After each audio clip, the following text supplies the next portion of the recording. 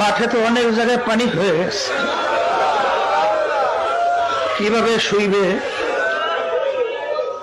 তবে পরামর্শ এইটাই, আমাদের সিদ্ধান্ত, যাদের কষ্ট হয় আপনারা যেতে পারবেন,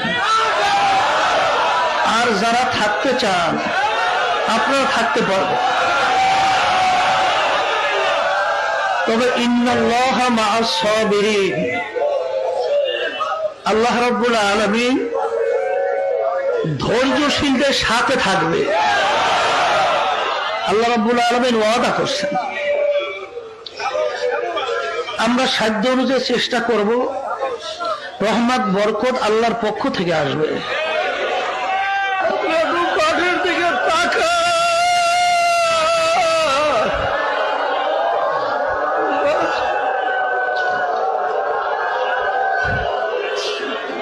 আপনি একটু ময়দানের দিকে তাকাইয়া দেখেন, আল্লাহ আপনার বন্ধুরা আপনার দরবারে হাত তুলছে।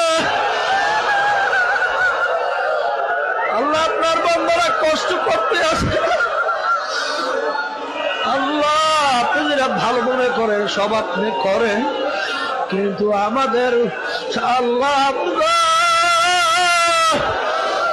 আপনি মাহফিলকে বৃষ্টি থেকে বিভিন্ন ভালো মসজিদ থেকে হেফাজত করেন।